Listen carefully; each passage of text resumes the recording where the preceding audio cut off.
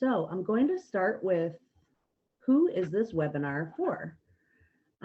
So we've got a few clarifiers here. So this course is for if you are or aspire to be a small business owner or entrepreneur. Essentially, this class is catered to more micro and small businesses. Larger businesses are going to have more complex bookkeeping needs, but of course the basics will still apply. If you have a complex business and you've been managing your books for a while, this course might be too introductory for you. Our second tab here, would you like a better understanding of what bookkeeping is and how it relates to your business finances?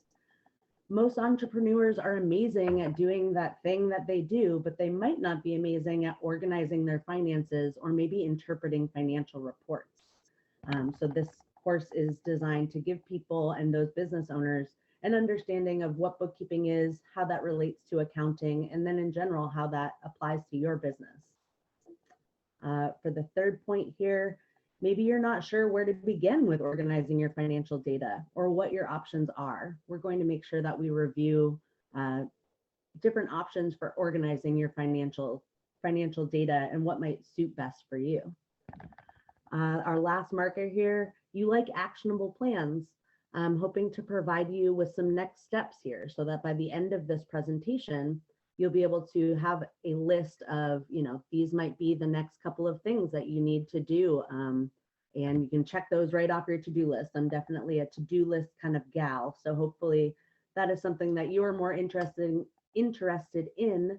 This is not necessarily a theory of accounting or a theory of bookkeeping class. This is going to be more applicable and hopefully provide you with some actionable items in order to get your business finances organized.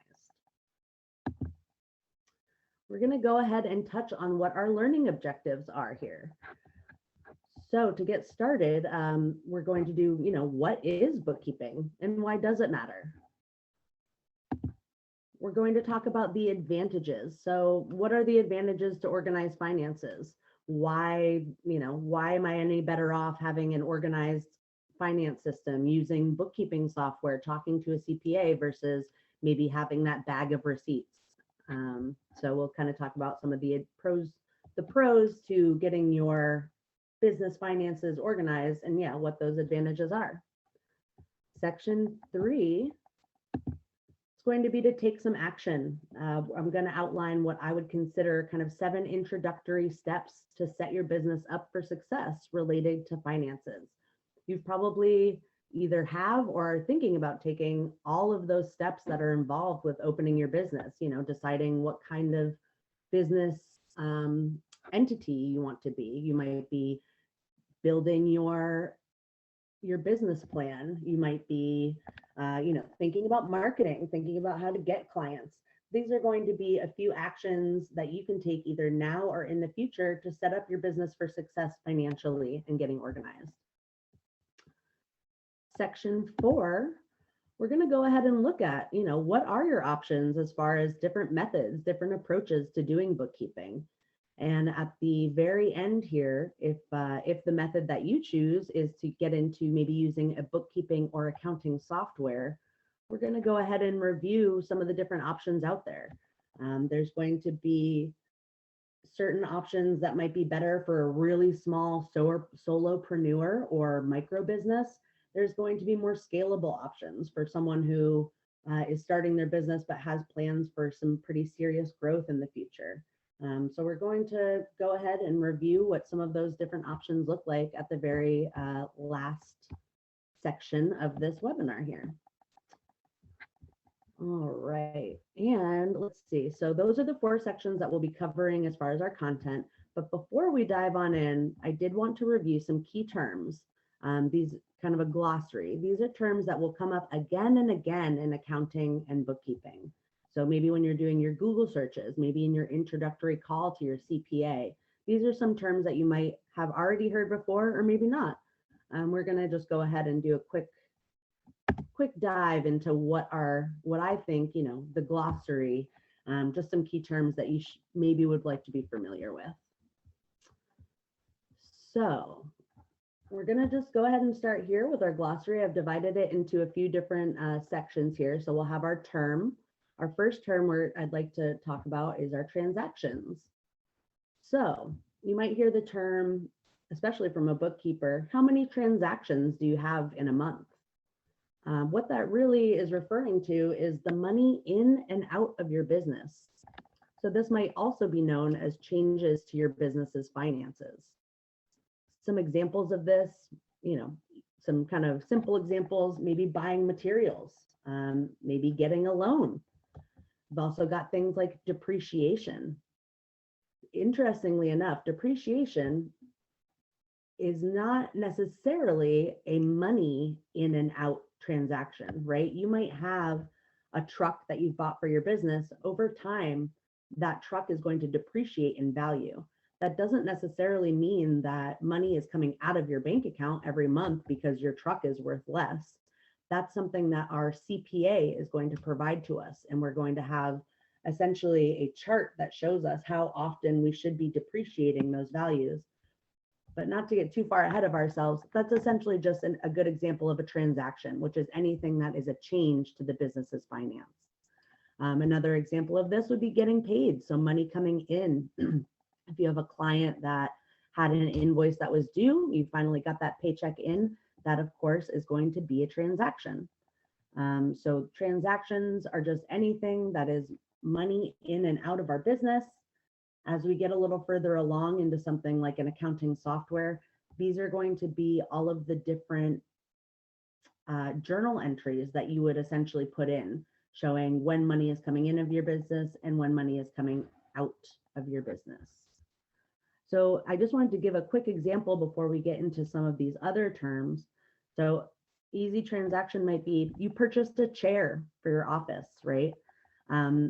This would be a transaction that is going to affect two different accounts. We'll get into accounts here in just a moment, but think of it as you buy a chair, it's going to cost you money. Now you have a chair, so you own furniture. Those are the two different accounts that transaction affects. So we pay for the chair with cash from our bank account, and then we own the chair and include it in our assets as office furniture. I'm going to go ahead and go into our next term here. I think these are going to help clarify on top of each other. So our next term is accounts. As I mentioned, these accounts are essentially the categories that transactions go in, right? So as we mentioned with that chair example, you've purchased a chair. The transaction is that you have purchased a chair. The categories or the accounts that purchase is going to affect would be the cash account, right? So your bank account went down because you spent money on that chair. And another account that we have is going to be an asset account. These are things that the businesses own. And so essentially by getting that chair, your assets have increased. So those would be the two categories for that transaction, would be your cash account and an asset account for your furniture. Another way to think about accounts would be as buckets, or even if you could think about a filing cabinet, what different files or what different folders would you need to have related to all of these different transactions? So I like to think of them accounts as buckets. So essentially all of those different transactions, and then how would you sort those, right? Every time you have money out of the business, that's going to affect your cash account. Anytime you have money into the business and you're getting paid in cash or getting money in, it'll affect that cash account. And some other examples of accounts that you might be familiar with would be a credit card account, right? You've got your bank account, a credit card account, and then a little bit more bookkeeping related, as I mentioned, would be your assets, your liabilities, and your equity. We'll go ahead and define those coming up here. To expenses, of course, I'm imagining any business owner is a little bit familiar with expenses. This is money out of the business, things that you need to buy. Some other terms that you'll hear for this would be your spend, your costs, or your bills. So when someone says, yeah, I've got a lot of spend, as an accountant or a bookkeeper, you're going to say, okay, you've got a lot of expenses, you've got a lot of bills, you've got a lot of costs. Those things all are just different words for expenses. Some examples of expenses that you might be familiar with would be something like advertising expenses. So if you're paying someone to run an ad for you every month, or maybe you're paying somebody to help you put out content on your social media, that might be some advertising expense. You've got things like, you have advertising expenses. Some other examples of that would be if you're buying office supplies. Some big expenses for most businesses are going to be things like payroll. Additionally, things like paying taxes. These are all expenses. So these are money out of the business. Another term you might have heard would be overhead. So that's going to relate to fixed costs. So these are costs that are repeated monthly. They are usually unrelated to a specific product or service and can be anticipated. So for example, this might be something like rent, right? You pay rent every month, regardless of if you had a lot of sales or you didn't have any sales. That's going to be something that would be considered a fixed expense. Going to jump into, on the opposite end of that, is revenue. So revenue is going to be money into our business. You might also hear the terms sales or income. There's different industries call the money in or the revenue different things. So you might hear the term service revenues, fees earned, maybe interest revenue or income. These are, a lot of times people will use different words really all related to the same thing. So that's our revenue.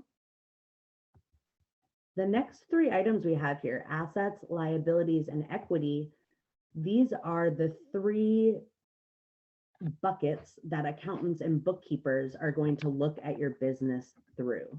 So let's just go ahead and kind of review some of these terms. So we've got our assets. Assets are things that are owned by the business. So these are things that you have probably purchased and that that the business itself does own. Some other terms that you might hear are liquid or current assets and long-term and fixed assets. I'll go ahead and describe those in a moment, but some examples of assets will be, you've got cash, right? That's one of anything in your bank account. That's definitely an asset for your business. You might have inventory. So you might have a room full of stock. Those are things that the business does own. Another example would be equipment. If you have purchased, for example, I had a woman in my entrepreneur course, and she was a juicer. She was making juices and Mama Mary's juice, if you ever see it out there, but she went ahead and bought, a really fancy juicer. That is something that, according to her business, will now be an asset to the business, right? It's equipment that she purchased. You might hear PP&E, that is property, plant, and equipment. So property being, do you own a business? Do you own a building? Do you own land for that building? Do you own the office space? And then property, plant, and equipment. So equipment needs, obviously, this could be a vehicle. This could be manufacturing equipment. And then another interesting asset would be accounts receivable. So that's actually money that people owe you, right? So if you had a customer who purchased something and you said, okay, you have 30 days to pay me. Depending on how you're doing your accounting, that accounts receivable is going to be an asset to the business. So that is money that's essentially on the books, owed to you, and is in transit, but still could be considered an asset to your business. I did want to touch a little bit on liquid and current assets versus long-term and fixed assets. Your liquid or current assets are things that you could liquidate in less than a year, or money that's coming to you that's not necessarily a long-term investment. So that might be your accounts receivable, right? That's money that's coming to you within the next 30 days or so, not necessarily money that's going to come to you in the next, 20 years from now. That's too late. However, a long-term fixed asset is something that the value of that would take more than a year to get to. So if you own a building, the process of actually getting the money, that if you needed to sell that building and have the extra money in your bank account, how long would that take? If that was a longer term process, that would be considered a long-term asset. We're going to go ahead into our next bucket, which is liabilities. So liabilities, this is going to be money that is owed to other people by the business. So these are going to be your debts. You can also hear the terms liquid or current liabilities and long-term liabilities. So similarly, debts might be, money. If you have a supplier, you bought some inventory, you owe them money in 30 days, that's a debt that you owe. That's going to be considered one of your liabilities. Liquid or current liabilities are things that are going to be owed in the short term. So let's say you have a 20-year loan mortgage. The monthly amount that you're paying every month is going to be a liquid or current liability versus the total on that loan would be a long-term liability. So if you don't owe the amount, let's say it's a $20,000 loan and you don't owe it for 10 years, that's going to be considered a long-term liability. And the implications of this is that it would be, depending on how you're doing your reporting, a lot of people are only looking at current. So, you might have a very long-term liability, but that's not necessarily going to affect the current health of your business. As long as your business goes according to the way it's supposed to be going, you should be able to pay the short-term and current liabilities, eventually paying off those long-term liabilities. So some of the terms that you'll hear or examples of this, as I mentioned, might be loans, might be credit cards. This could also include accounts payable. So as I mentioned, money that you owe to other suppliers or money that you owe to people that will be coming out of your business. So money owed by the business. And our last glossary item here, we've got equity. So equity is the money that we've put into the business. So this could come from a number of places, right? This could be money that you yourself have put into the business to buy all of those assets. This is also known sometimes as capital. In larger businesses, oftentimes this will be stock. So if you have stockholders that have essentially put money into the business, that they have bought a portion of the business, this might be your equity. So this is essentially money put into the business or the owner's contribution.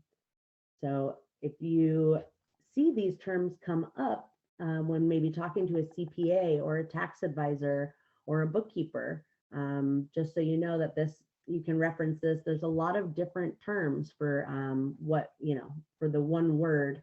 There might be 5 or 6 different words that actually just refer back to these core 7 definitions. So I'm hoping that those will be useful to you as you talk with different stakeholders.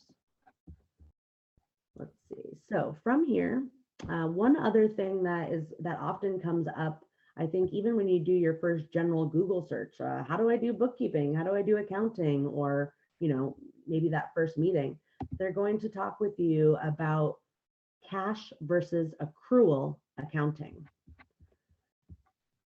These terms often come up, and I'm going to give you sort of the in a nutshell, and then we're going to kind of get into these definitions. But in a nutshell, the biggest difference between cash accounting and accrual accounting is the timing of when the money in or revenue or the money out or expenses is recording. So the biggest difference is the timing of when money is recorded. And I'll kind of clarify that by going through these definitions here. So for example, the cash accounting system. A cash accounting system tracks cash flow as it enters and leaves your business in real time. Under this method, accounts receivable and accounts payable aren't recorded because they represent future transactions. A pro of this is that it's usually easier to understand. Literally, when you are physically paid, the money goes on the books. When you physically pay somebody and the money is taken out of that account, that is when that goes on the books. However, this is going to have limited predictive value. So as I mentioned, you might, let's say someone owes you, you made a sale, but they don't owe you for 30 days. That's not going to be reflected immediately in the cash accounting system. And I'll give a better example of that, but let's go ahead and go into our accrual accounting system. So an accrual accounting system tracks cash flow as sales rather than when the cash lands in your hand. Under this method, money owed or due comes into consideration, providing a more holistic view of the business. A pro of this is it is considered more accurate. A con is that it is a bit more complex. For just to get back to one of those examples. So if you were to invoice somebody, let's say in January, and they pay in February, with the cash method, so that's this one here, this first one. So you invoice them in January, they pay in February. In the cash method, since they have paid in February, that is when the money would be on the books and recorded. In the accrual method, you billed them in January, they paid in February. In the accrual method, the sale is actually going to go on the books in January. That is when you billed them. You then have, you know that that money is due to you. So it has not hit the bank, but as far as your business is concerned, you can see why that's kind of considered a bit more predictive, right? I know that I made this sale in January. I know that this $1,000, let's say, is coming to me in February. That's kind of tracked and accounted for in the accrual system versus the cash system, in which, you know, you might have already made a few $1,000s of sales, but the money hasn't hit that bank account yet. That's sort of not reflected in your accounting system. So I'm hoping that that's a little bit more clear. I do feel like this will come up a lot, and it kind of surprises business owners, like, oh, what does this really mean? But as I mentioned, sort of in a nutshell, the biggest difference is just the timing of when that money is recorded. So either way are both going to be acceptable accounting systems. Accrual is definitely, I think, preferred by most CPAs, and as you get into larger businesses, which would make sense, right? As far as being able to account for accounts payable and accounts receivable, money owed in or out of the business. In a larger business, you need to be able to keep track of that. How many people owe you money? How many people do you owe money to? Versus in a smaller business, it might be easy to just really keep track of that yourself. You know, hey, I know so-and-so owes me X amount of money. When that money comes in, it'll hit the books. So hopefully that is a good, in a nutshell, view for you. But we're going to, all right, I'm going to jump into my next slide here. So essentially I've got a little quote for fun here. And honestly, this is the only good bookkeeping quote I've ever come upon. So I wanted to share this with you guys. This says, making good judgments and acting wisely when one has complete data, facts, and information is not leadership. It's not even management. It's bookkeeping. This is the retired CEO of Visa International, so probably a pretty smart cookie there. But what I like about this quote is, you know, it's saying really, in order to make smart decisions about our business, we need a full deck of cards. In this case, as a business owner, a full deck of cards means we need that information and data about our business. The information and data about how our business is doing comes in the form of financial transactions, which is the money in and out of our business. So, you know, I definitely think that in order to make smart decisions, we really need to know what we're making decisions about. And to me, that means just having some good bookkeeping. That's going to get us our data for, you know, how different projects are doing, what's making money, what's not, what different choices are how they're impacting our business. So, and with that, we're going to go ahead and jump into our section 1 here. So what is bookkeeping and why does it matter? So as I mentioned, the idea of bookkeeping can be super daunting. I think especially to the small business owner who's really busy keeping a lot of plates spinning in the air at one time. So really what I wanted to do for you is just sort of break it down. What is bookkeeping? Why does it matter? Bookkeeping Demystified. Bookkeeping technically is defined as the recording of the day-to-day transactions of a business. Transactions, as you recall, just being the money in or out, and each transaction is categorized by the account that this affects. And essentially, this is how we organize financial data. So in a nutshell, I think that's really all bookkeeping is you're going to go ahead and your business is going to run. You're going to buy the things you need, sell the things you need. Bookkeeping is essentially just then looking at each of those. Essentially, so we wanted to, demystify bookkeeping. So we talked about the recording of the day-to-day transactions, figuring out which transactions have occurred, and then categorizing them by the different types of accounts that it affects. So as we use that example of buying that chair, right? That was less money in our bank account, but that turns into more assets. So those are the different categories or buckets that specific transactions would affect. And essentially, this is how we organize our financial data, just piece by piece, each action that you take, and then which accounts does that affect? So what I wanted to say as well is another useful way to determine what bookkeeping really is to compare that role of an accountant to that of a bookkeeper. So that's our next slide here. And sorry, this is a little text heavy here, but we're just going to kind of read through it. So what I've done is a few different categories of, we're going to go through the definition, role, education, cost, and frequency related to both an accountant and a bookkeeper. Just so in your head, you can kind of, okay, what is the difference between accounting and bookkeeping? So an accountant, they're analyzing, organizing, and advising on financial information. In order for them to analyze and advise on that financial information, they need to have the financial information recorded for them. That's where the bookkeeper comes in. The bookkeeper is recording and sorting that financial information on maybe a daily, weekly, monthly basis, depending on how many transactions that you have. What's their role? The accountant, they're going to advise you. They might advise you on, hey, this is, you should be an LLC versus a sole prop versus, a C Corp. They're going to be the ones that can give you that advice. They might also help you on creating your business plan. What types of income do you have? What are the different implications for those different types of services or products that you offer? They also dictate the general structure for the bookkeeper. They're going to be the ones who tell the bookkeepers what types of transactions or what types of categories or accounts we really need to have. These guys are also tax experts.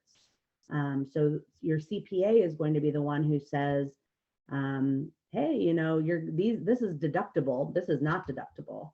Whereas your bookkeeper, they're not the high level person. They're going to be managing, as I mentioned, those daily financial tasks, categorizing those expenses, creating financial statements for you. Sometimes, depending on the bookkeeper, they may do administrative things like process bills, payroll, or invoices, but oftentimes they're just doing that categorization. As far as education, your accountant, they are required, this is a very regulated industry, they're going to have a college degree, they're going to have a CPA license, they're going to have continuing education requirements. As far as your bookkeeper goes, this is not as regulated of a field. So if I was you, I would be checking that my bookkeeper maybe was certified in a few different things. You could ask for their certifications. This also might just come from their previous experience working with a business owner and doing some of those bookkeeping actions. What you can see is that in our next step for the cost, right, we've got a big difference here as far as our hourly costs and our overall costs. So you do want to consider, who needs to do what, or who do you need and what do you need them to do for you? You can ask your accountant to do your bookkeeping, but personally, for $150 to $400 an hour to categorize my transactions, I think I'd rather pay the bookkeeper rate. I don't necessarily need their college degree or their CPA license in order to categorize my transactions. I do want their CPA license and college degree if I'm asking for advice on the legal business entity, or something that like taxes, where there are legal and financial ramifications for those. And that also kind of gets us into our frequency. You might talk to your bookkeeper on a, depending on your business, daily, weekly, monthly, or quarterly. You might only talk to your accountant, quarterly or perhaps annually, less frequently than you would be talking to a bookkeeper. So hopefully in your head, that sort of helps you define what the different roles are and what these folks are going to do for you and your business. And we'll kind of review some of these different team members and experts and what their roles are a little further on. But in a nutshell, that's kind of breaking it down. And so at the end of the day, we wanted to touch, why does bookkeeping matter? So bookkeeping matters because it organizes your financial information to give to your accountant, who's going to analyze and give you advice on your business. And at the end of the day, the bookkeeper manages the books, organizes the transactions, and hands them off to the accountant. And in this next section here, we're going to review what are the advantages to having our finances organized. So, for example, what impact can organized finances have on your business? So, some of the advantages to getting organized. Number one, monitoring our cash flow. So, if your business is organized, you're able to track your cash flow. You can see where your money is going and where your money is coming from. If you're spending a lot of money on, I think it's also the same with your personal life, right? If you just have your credit card and you go out and every day you're buying a coffee, you don't think about the fact that at the end of the month, oh, I spent $200 on coffee, right? It just kind of happens because you're not really keeping an eye on that. Versus if you were tracking every time that you spent that coffee, and you could see at the end of the month, right, a report, dang, I spent $200 on coffee. Maybe I'll go ahead and, buy that pour over for my house, see if I can save myself a little money. This is a great way to be able to, getting organized is what's going to give you that ability to take a look at those numbers, see where your cash is going, and also what's most profitable for you, right? I spent 10 hours doing this one task and I made $20, which that would be awful. Don't do that. But versus I spent an hour on this and I got 200, right? And so just being able to look at that high level helps you make some decisions about your business. Number two, organized finances. We're going to be better prepared for tax time. So, as a small business owner, you might have quarterly and or annual taxes. I don't know if you're obviously that last slide that we looked at between accountants and bookkeepers.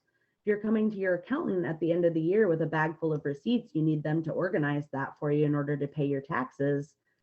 That might be a lot of their hours. You're talking about hundreds, if not thousands of dollars that you're saving by organizing your own books and being able to hand those over. That way someone can look high level. Okay, look, you did this much in expenses, and be able to give you that advice versus taking the time and having to essentially run through all of those numbers and possibly have those be inaccurate and have tax penalties or implications. So I think tax time is obviously a big motivator for why we should be organized. One of my favorites is financial reports. I know that sounds crazy to say that it's my favorite, but I think like that quote said, we need financial reports to make smart forecasting decisions to grow our business.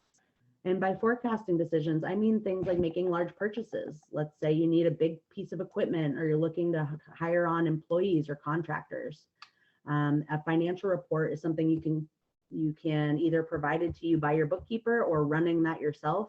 It's going to let you quickly understand the general financial health and standing of your business. Another important reason to have financial reports would be for outside stakeholders. So this might be banks or investors. They're going to ask for these financial reports if you're asking to borrow money. They want to see how the health of your business looks. So these are going to be an important way to be able to show them, hey, I'm a profitable business. I know what's going on. They're going to essentially need to see a financial report in order to then to exceed it, right?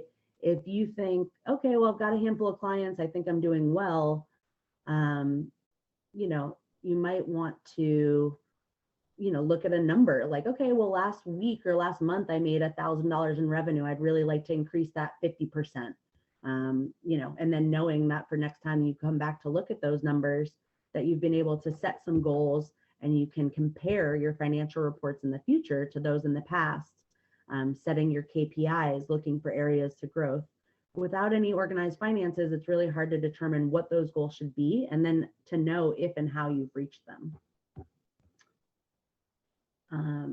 Yeah, our next slide here, I wanted to talk about essentially when we're talking about getting organized and how to get organized, what are we really organizing? I know we talked a little bit about transactions, but essentially we call these source documents. So these are essentially what we're organizing. I've got a few different buckets here, but right, we've got statements. So this might be your monthly bank statement, your credit card statements, statements from your loan, right? I don't know if you've ever had a loan where you have an amortization schedule and it shows you what part you're paying back in principal versus interest. That's another statement that's a useful document that will organize. You've got all of your receipts. So that's money that you've spent, right? You went out to lunch and you keep that receipt. That's going to show one of our transactions for money out. So you might have physical receipts, you might have digital receipts or check registers. So if you wrote a check, right, that record, okay, here's the money that I spent. That's a document that we would use. You've got things like invoices. So you're sending invoices to your clients. You've got purchase orders, maybe packing slips.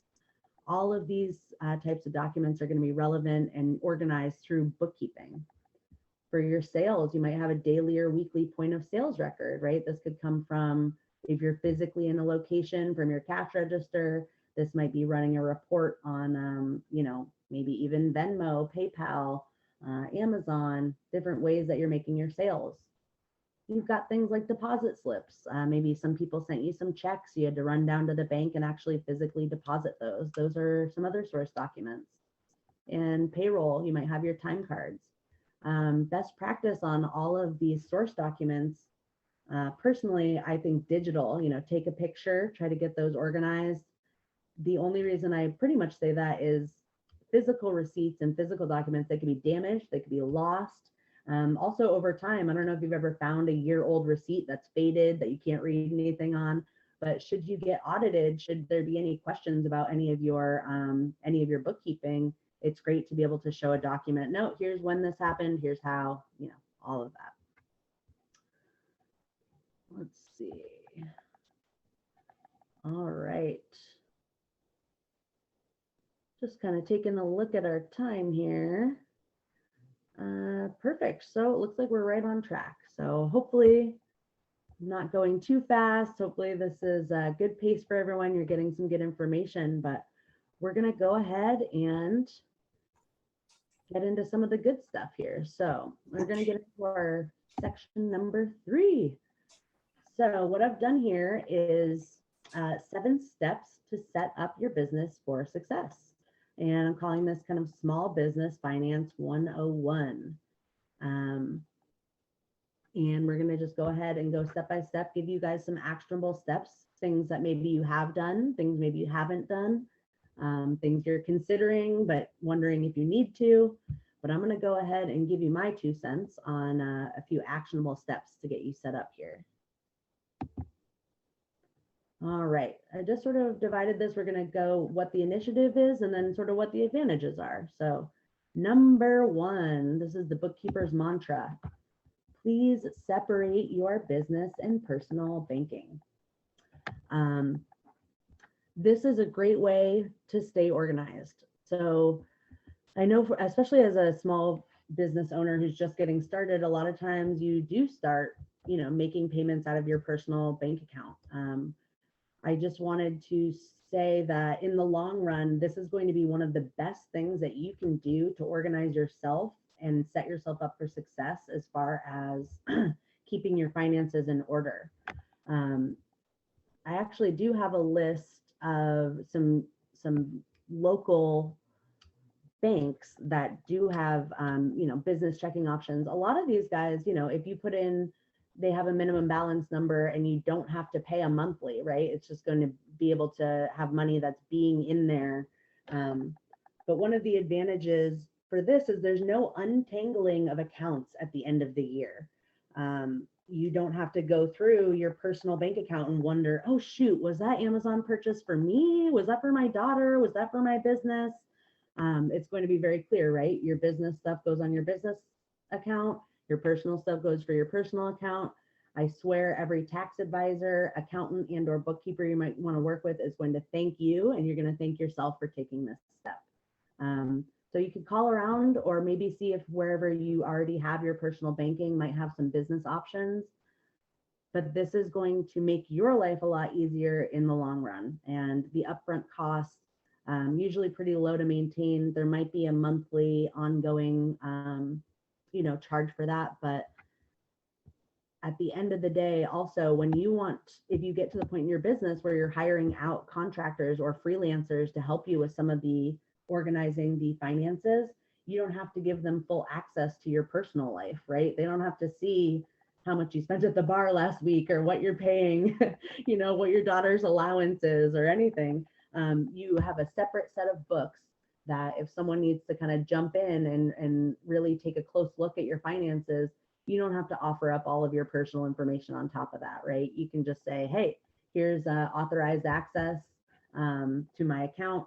Feel free, jump in, take a look, and that's separated. So I'm going to harp on that. I think this one is one of the most important things that you can do if you have not already.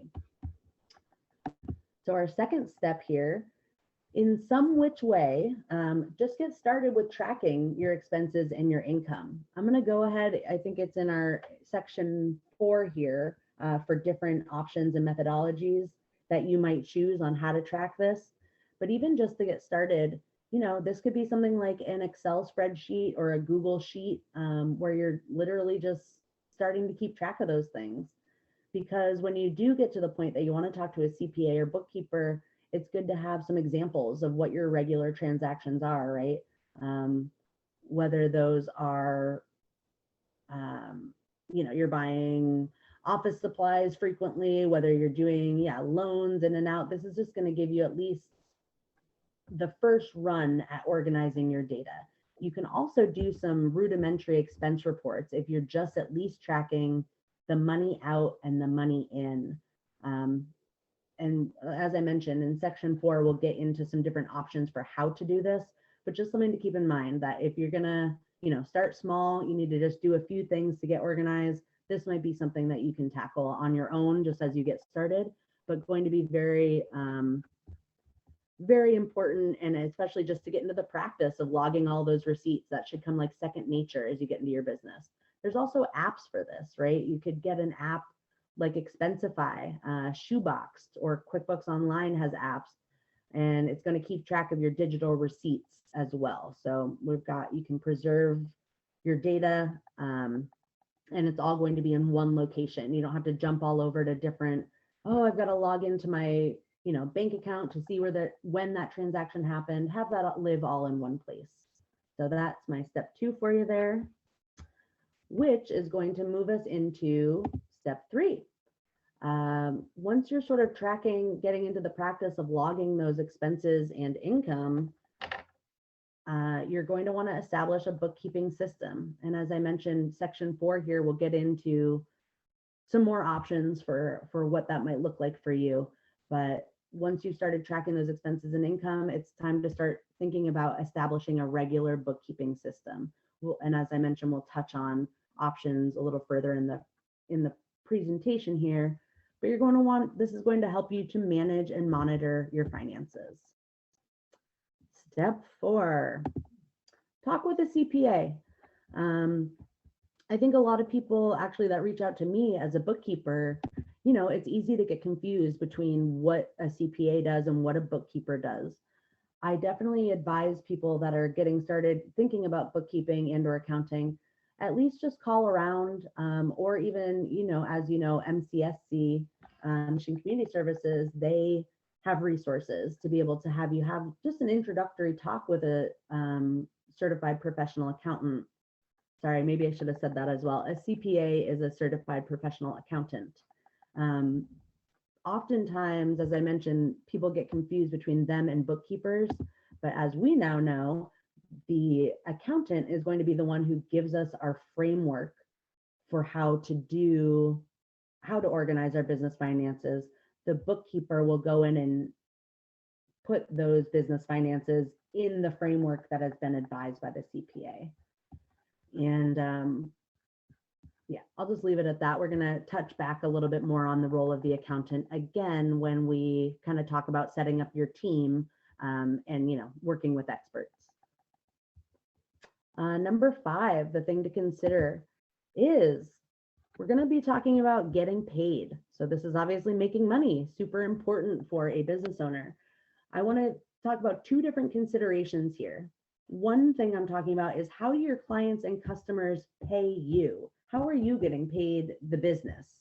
Are you only taking cash, cards? Do you have a point of sale system? Are you working with things like PayPal?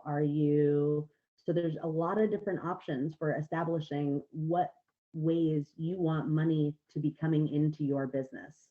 So that's something that I think takes a minute to consider. Okay, I know what I want to do. Now, what are the options for the methods in which I'm going to get paid are? And then the second consideration I want to say here is you have to think about how you're going to pay yourself. So 1 is the business getting paid. 2 is you as an individual. How are you getting paid? This might also be something that you talk with your CPA about.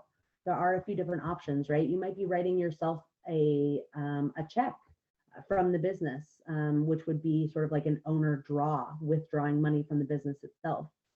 You might be, maybe you're an employee, you're getting paid, essentially you're paying yourself that way. So those 2 different considerations there. 1, how do clients and customers pay the business? 2, how do you pay yourself? So 2 definitely things to think about to make sure that your business is successful. And number 6, something to consider as your business grows. And as I mentioned, this webinar is for those smaller businesses. So at this time, you might only be 1 person, but at some point, hopefully, or maybe not, maybe you're just, and you know, you got the whole thing, but if not, you might need to bring someone else onto your team at some point. So something to consider are going to be your payroll options. There are a lot of cloud-based solutions here. So I've heard of Gusto. There's, you know, a few different essentially online-based payroll options that you can use. So as you're kind of growing and thinking about your financial, how you organize your business finances, just stop to consider, if I do bring someone on, how would I pay them? Same thing, a CPA or a bookkeeper might be able to give you advice depending on your specific business, but you know, just doing a search, how to do payroll for, and then fill in the blank. What is your business, right? For me, how to do payroll for a bookkeeper, how to do payroll. I think it's just something to get ahead of so that it's not at the very last minute where you're like, gosh, I really need help. I got someone, now how the heck am I going to pay them? At least you've had done a little bit of research there. And my last step here is that you're going to want to consider your taxes. I mean, this is a big one, right? We all know that taxes, you know, they not only is that money that's going to go out, but there are possible implications or penalties for doing this incorrectly. So as far as the different things that we're considering when we do our finances, talking with our CPA, talking to a tax advisor, talking to our bookkeeper, and really talking to some experts about what we need to make happen to make sure that we're setting aside enough money for our taxes. I want that to be in your mind as well when you're thinking about your finances.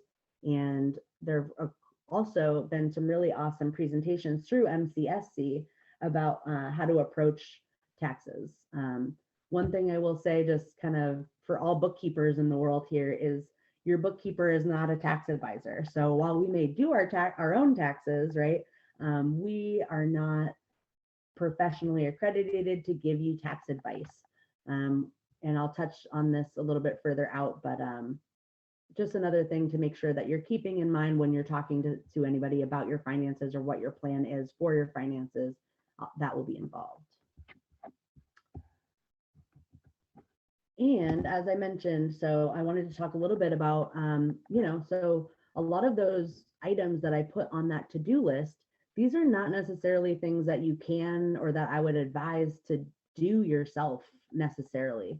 So partnering with experts is going to be a really important piece of your business and growing your business. And I also call this sort of building your team, right? I think as small business owners, we think we have to be responsible for doing everything and understand how every part of our organization works. However, there are different professionals that's their job, that's what they know back and forth.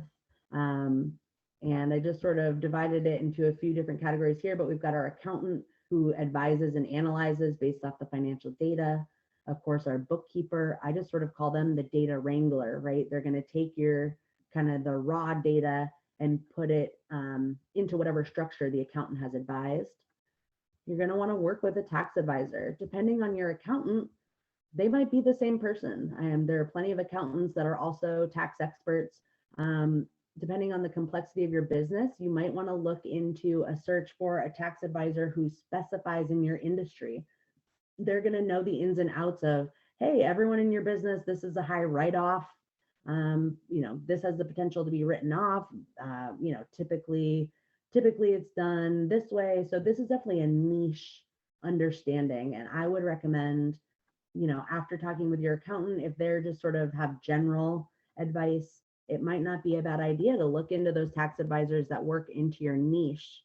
I also did want to point out here that so it's not going to make sense necessarily to have all of these people for every business, right? If you're a brand new business, solopreneur, it might not make sense to have, all of these different people working for you. What I did want to say is that in your early phases, a lot of these professionals offer free consultations. So it's never a bad idea to call, maybe if you find a tax advisor in your niche. I mentioned my friend who's a juicer. If you could find someone who specifically does that, talk to them for half an hour, 45 minutes, usually for free. They're going to at least get you on the right path. And then, as things get more complex, as your business grows, you've got someone in your back pocket that you're like, dang, like they gave me all that great advice to get started with. Now it's getting a little bit more complex. Let's go ahead and bring them on. So I just wanted to point out, a lot of people do offer a free consultation. That's very common in all of the finance positions, in my experience, for professionals. And then we've got things like, you might want to talk to a consultant. If your business specifically has a lot of complex inventory needs, there are inventory consultants that specialize in that. If you can find someone who specializes in what's considered your niche, they're going to have a lot of knowledge, especially if you're just getting into it as a new business owner, that they can share. There's also, you might have someone specifically who, does your payroll. If that's looking complex, you've got a handful of people, that's just a big time suck. It's always possible to get things like consultants or freelancers. So just another option for you to consider as you're building your team and getting help with all of these different things. I think as a small business owner, and one of the things that MCSC taught me was, asking for help and asking. You don't have to be the expert in everything related to your business. You have to be good at what it is that you do. So if you're a painter, be a dang good painter. But as far as knowing the tax implications for buying your paint, like, probably not, and it's okay to ask for help and be a genius at what you're a genius at. And, ask for the 2 cents for experts and hopefully they're genius at what they're doing. Right. And you can just kind of pick their brain and not focus too much on it. One thing I will say is there might be, major milestones or flags as far as maybe when you should bring these people on your team. If you're considering things like expanding your business in a big way, selling your business, or you've had something like tax penalties, those to me are some good red flag, or not even red flags, but just flags and milestones where you might want to consider adding on some of these pieces, adding some of these experts into your teams. And so, as I mentioned, a good place to look is always Mission Community Services has been amazing. I know that if you're a QuickBooks user, they have a feature that can match you with a pro advisor, so a bookkeeper. And I mean, there's nothing wrong with the trusty Google search, like I said, thinking about what your industry is and then typing that in, right? Bookkeeper for XYZ thing. There's going to be somebody that specializes in what you do, and hopefully they're offering some free consultations and can at least set you on the right path if you're feeling a little scattered. All right, and let's see here. So glad everyone's still here. Of course, we need to stretch, take a, hopefully you're eating your lunch and don't mind me, but we've got a little bit more time here, and I'm just going to get into our last section of this presentation, which is bookkeeping methods and software. So if you are looking at this and you're like, yeah, man, I'm going to do some bookkeeping, what are my options for this? And the idea of software or, like computer-based accounting services, that all sounds very daunting. Well, I'm going to lay it out for you here, kind of what are the different, bookkeeping methods, what are some different softwares, and what to consider when you're taking a look at what your needs might be for your business. So we're going to start with kind of broad approaches to bookkeeping. As you guys remembered, we pointed out all of those source documents, right? You got your receipts and invoices and all those different things, loan documents. So what you do with those source documents essentially is your bookkeeping method, okay? So if you've got an invoice comes to you and you stick that in a shoebox, that's one option, right? That's you're essentially a pro, and not a lot of people are going to have a lot of pros about this, but at least you are managing your documents, right? You do have a record of all the documents that you have. Look, I've got this trash bag full of every document I've ever touched. That is technically somewhat of a bookkeeping method. Now let's say you take that receipt or you take that invoice and you've got a handy dandy spreadsheet. You're kind of putting in those numbers yourself. Okay, well, on the 12th of June, I spent $200 on this desk, and you put that into your spreadsheet there. That's another bookkeeping method. You are now not only managing your documents, you're managing some data. You've got some things to work with. And I know plenty of business owners that they're sticking with the Excel spreadsheet for as long as they can, and for smaller businesses, absolutely might be workable. If your CPA just says, look, at the end of the day, all I need is the total of your expenses in a few categories, this might be perfectly fine for you in your business.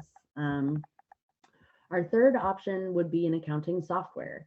So if you have, you made that purchase of your desk and you're snapping a picture using your phone maybe, and that information is all getting pulled out and going into QuickBooks, that is also another bookkeeping method, right? So you're taking you are managing your data, and now you've provided yourself with the option you can do some analysis, you can run some reports on that, you can see some trends on that instantly. And also there's some automation, right? So what I mean there is you're not actually taking that receipt and punching in the numbers, right?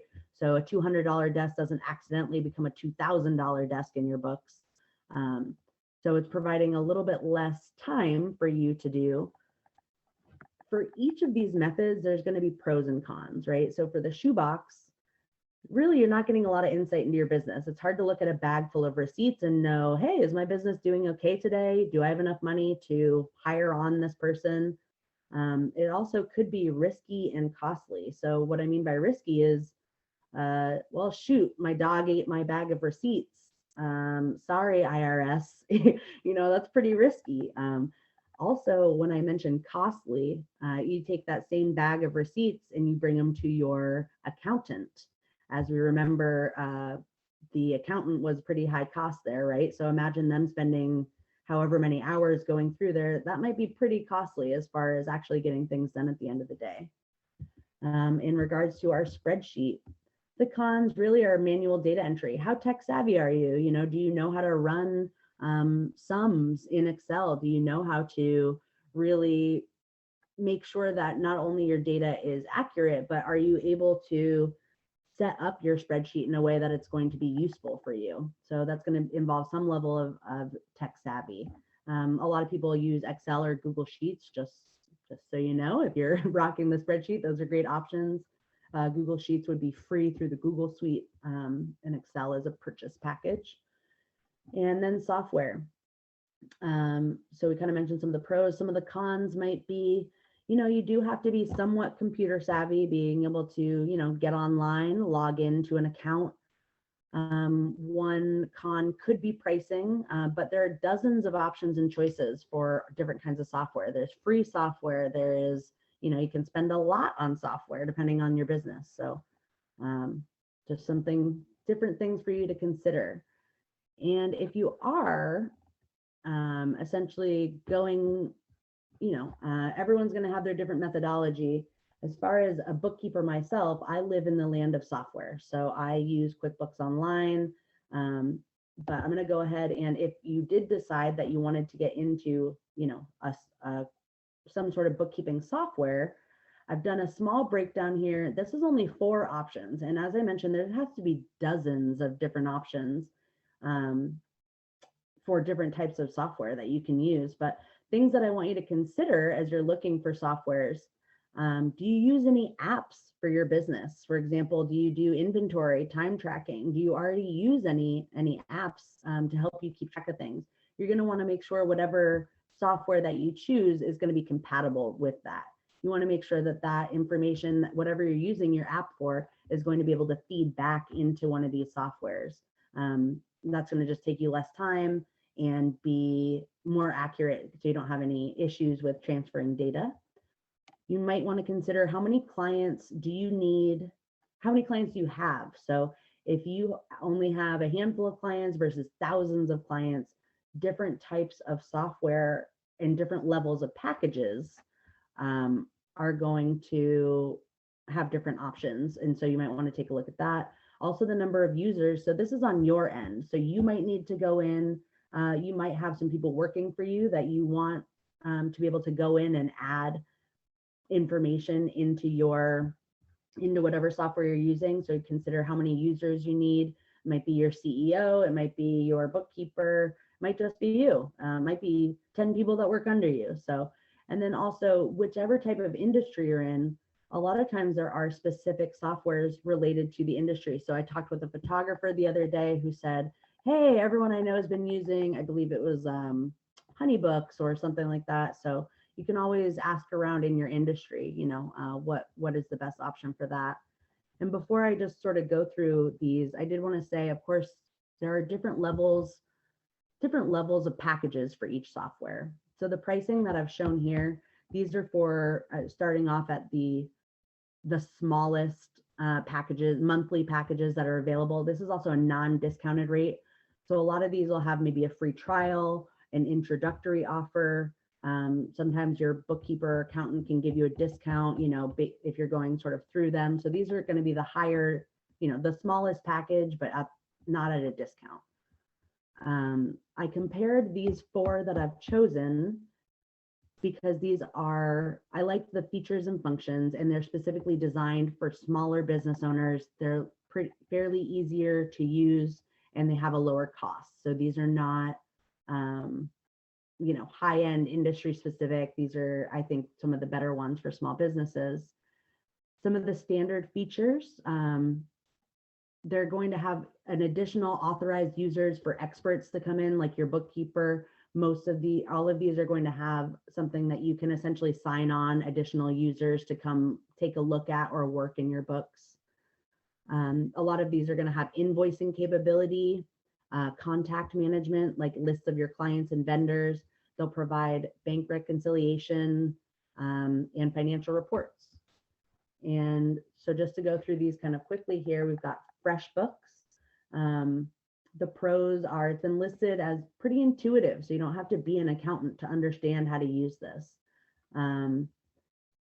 I've heard that this is it's pretty basic, right? So if you are getting into a more complex level of business, if you think, oh no, it's not very straightforward, I'm not just a sole proprietor with basic clients, I've heard that this is more of a basic, the rudimentary, what you need to do. So as I put here, sole proprietor, very small to small. So it's not super complex. but they do have some, reasonable pricing. And as I mentioned, I think a lot of these are going to have a free trial. So no reason not to try a free trial and just see. So I put here, this might be best for if you have any reason that you're like, QuickBooks is not for me for any reason. This might be a great option for you if you're small and you're really not into QuickBooks. You've got Wave. Lots of people talking about Wave. So this is free. There are additional fees for things like payroll or making payments. This is good also, again, for very small to small. Not again for complexity. They don't necessarily have a mobile app. So if you're needing to do things on the fly or make sure things are updated, it does not have that. However, if you've once again got some really simple accounting needs, you just want to get started, but you just don't want to put any money into it for now, this might be a great option for you. QuickBooks Online. So this is the world in which I live in. Lots of experts that can help you with QuickBooks should you need that. Considered the industry leader. A lot of people turned off by pretty much the pricing of it. As you can see, and as I mentioned, you can get the introductory level is usually half of this, and they do have a free for a month, but you can start with, I believe it's very small businesses at $25 monthly and get up to that maybe $180 a month if you're looking for payroll and more complex. But it's great for scalability. So if you're small to very small and you kind of want to just get going and before you're ready to hire on maybe a full finance team, this can get you to that medium size. And then you've got your QuickBooks Desktop.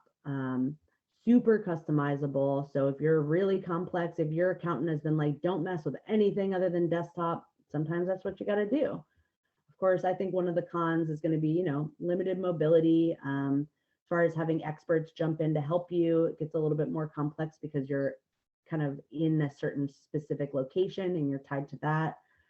The pricing, it's pretty much in line with about where QuickBooks Online will get you, although if you are a more complex business, you can see on the high end, desktop is going to be cheaper for you.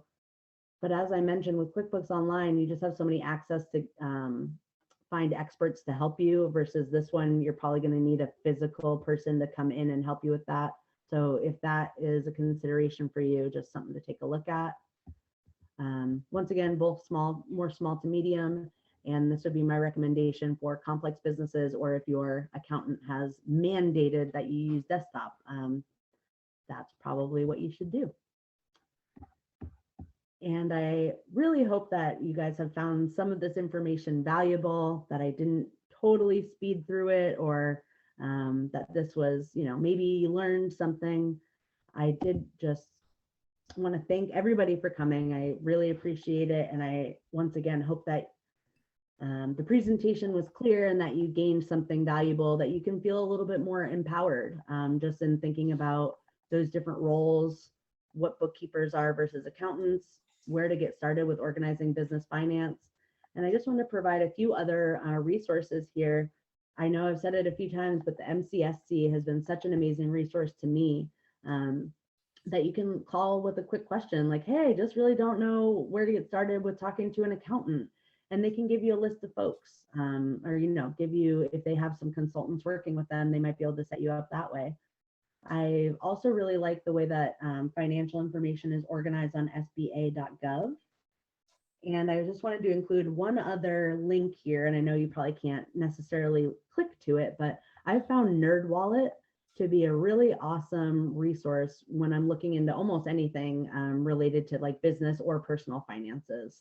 So if you haven't heard of NerdWallet yet, you might want to jot down this link.